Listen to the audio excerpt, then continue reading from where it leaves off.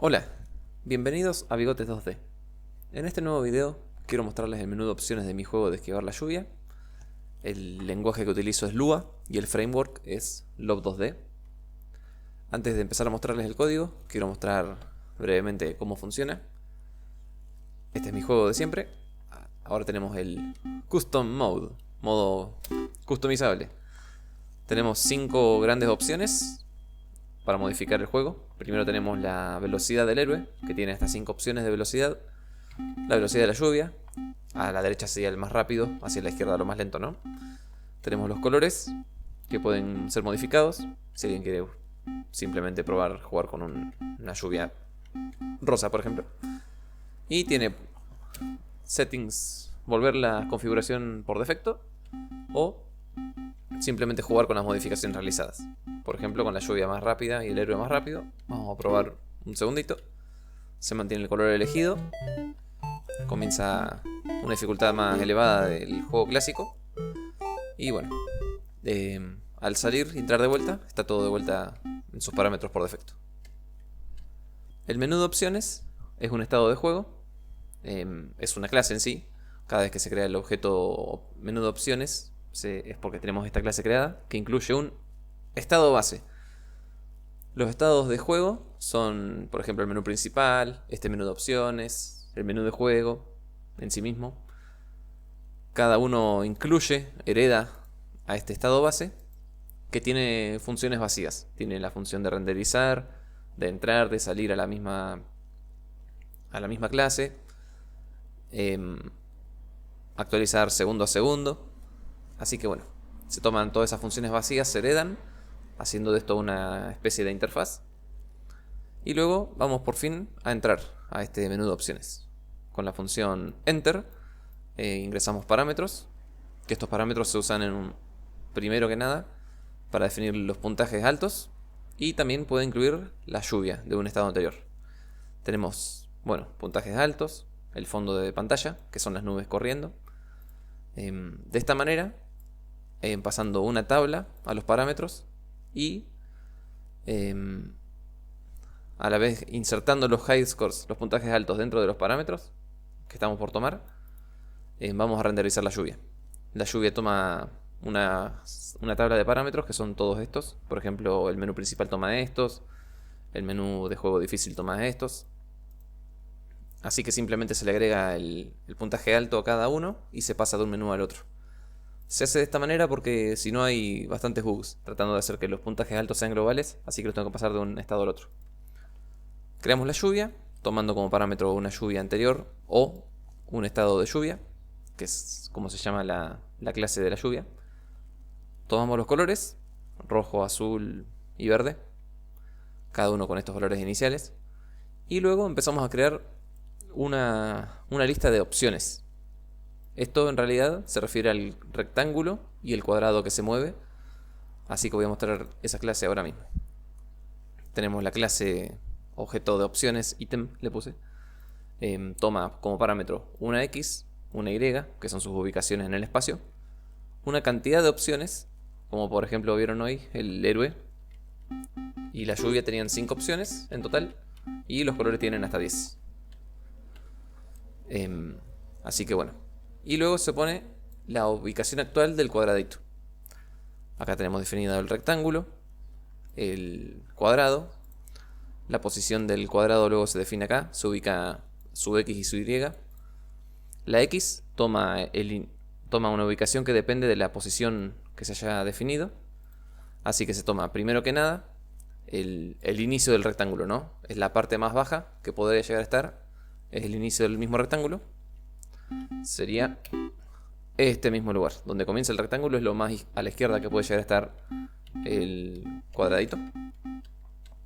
Así que para ubicar el cuadrado, primero se toma la ubicación inicial del rectángulo más una fórmula que implica multiplicar la posición actual del cuadrado por el ancho del rectángulo menos el ancho del cuadrado dividido la cantidad de opciones menos 1. Si elimino este menos 1, tengo que eliminar también este y estos. Y bueno, se termina rompiendo el dibujo. Ya lo he probado.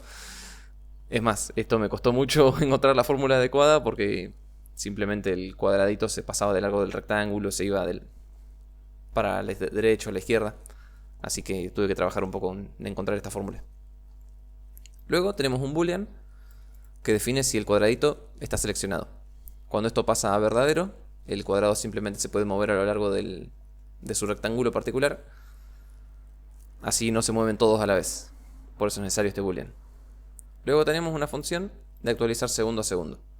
Si está seleccionado, o sea si este boolean es verdadero, al apretar izquierda se mueve el cuadrado hacia la izquierda y al apretar la derecha hacia la derecha. Se toma una fórmula parecida a la de acá arriba, no más que en lugar de tener en cuenta el inicio del rectángulo, se toma ya de base el inicio del cuadrado. Se utilizan las fórmulas de mat punto mínimo y punto máximo para que el cuadrado nunca se pase de largo de su mismo rectángulo en el que está ubicado. Y luego renderizamos. Renderizamos el rectángulo, renderizamos el cuadrado. Bueno, continuando, acá es donde llenamos la tabla. Primero tomamos los parámetros para que cada uno de estos cuadrados con su rectángulo del menú de opciones tenga sus valores adecuados. La X, la Y es su ubicación vertical, así que en cada vuelta del loop donde se insertan los cuadraditos con sus rectángulos, se modifica la ubicación Y y va a estar cada uno debajo del siguiente. Pasé como parámetro una tabla de cantidad de opciones. Los dos primeros tienen 5, los tres últimos tienen 10. Y la posición inicial, que es en el medio de la dificultad de la velocidad del héroe y de la lluvia. Y bueno, el color que elegí para el juego. Por último, definimos cuál de las opciones del menú está señalada por el jugador. Y hacemos que este mismo que esté señalado sea el que puede moverse hacia izquierda y la derecha en el menú de opciones. Eso de highlighted hace referencia a esto mismo, que se vea con un leve resplandor cuál es el que está señalado, así se sabe cuál es el que se está modificando. Por ejemplo, acá en rojo solamente puedo modificar el rojo. Luego vamos a la actualización segundo a segundo, frame por frame, en tiempo delta mejor dicho, donde primero actualizamos el fondo de pantalla, que se muevan las nubes, actualizamos la lluvia, actualizamos cada uno de los cuadraditos para que sean movibles. Luego, si apretamos escape salimos al menú principal. Y la parte más densa de código, pero que no tiene gran complejidad, solamente es si apretamos arriba, si apretamos abajo, ¿qué es lo que pasa? Suena un sonidito, se modifica cuál es el objeto señalado y se pone como verdadero el nuevo cuadrado al que estamos pasando y el anterior se pone en falso. Así no se modifican los dos a la vez. Luego lo mismo con el abajo y luego por cada una de las 5 opciones más importantes modificables tenemos qué pasa si apretamos izquierda y qué pasa si apretamos derecha. En el héroe primero modificamos la velocidad, hacia la izquierda la disminuimos, hacia la derecha aumentamos. Luego la lluvia, cuando se modifica la lluvia, y el héroe estamos siempre modificando una de estas tablas de parámetros globales. Básicamente sería esta. Modificamos, por ejemplo, la velocidad del héroe de esta tabla, que es la que luego se va a pasar para el menú de juego. Modificamos la lluvia, la cantidad de gotas que nacen a la vez, la velocidad de la lluvia, el límite que tienen, porque al avanzar el tiempo es cada vez más rápido, así que mientras más difícil sea, mientras más se aumente hacia la derecha, cada vez más difícil va a ser la lluvia. Y por último, tenemos los colores. Al apretar izquierda se disminuye en 25 el valor. Lo muestro acá en los colores. Tenemos la tabla 6 y 7, son los de este menú. Son exactamente lo mismo, no más que hay un grado de transparencia. El 6 tiene estos colores definidos y el 7 tiene los mismos, pero con una leve transparencia, para que se note cuál es la opción que está señalada y cuál no. Así que bueno, al apretar a la izquierda en el rojo, simplemente se disminuye 25, suena un sonidito y se activa la función cambiar colores. Esto hace que sea dinámico, que cada vez que uno cambia el color lo vea al instante.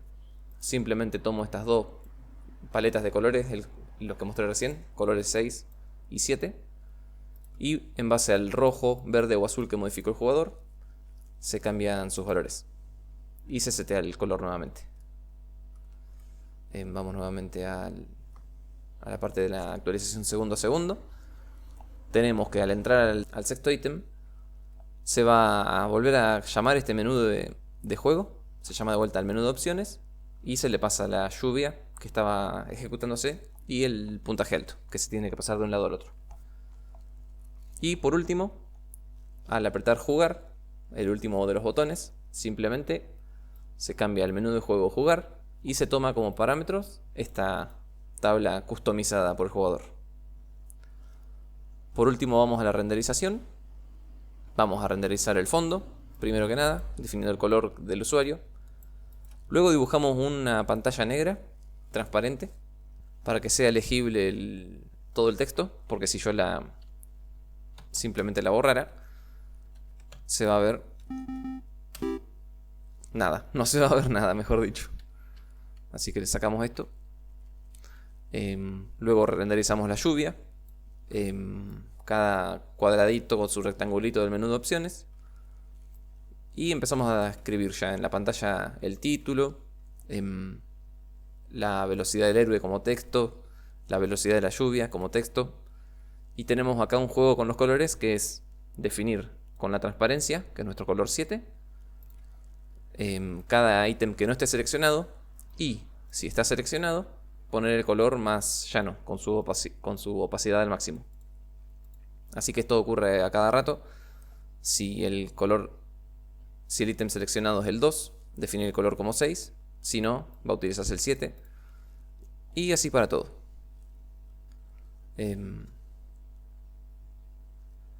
Así que bueno, esto fue todo por hoy. Estoy contento con cómo avancé con este menú de opciones. Al principio simplemente tenía toda esta parte de actualizar, pero no era visible. Eran como apretabas izquierda y derecha y se modificaba el juego, pero no tenía una parte visual con este rectangulito y cuadradito. No es increíble, pero es un paso adelante en el juego. Así que bueno, estoy contento con cómo está terminando el juego. La idea sería, una vez finalizado, todavía quiero darle algunos retoques, pero una vez finalizado, publicarlo en alguna página gratuita en internet para quien lo quiera probar, y luego pasar ya a un siguiente juego. Toda la etapa de publicar un juego seguramente también es una gran parte del aprendizaje y me va a servir para el futuro cuando haga juegos más complejos, con una mayor seriedad o más divertidos. Cualquier comentario, sugerencia, siempre son bienvenidos. Gracias por acompañarme hasta aquí y nos estaremos viendo la próxima.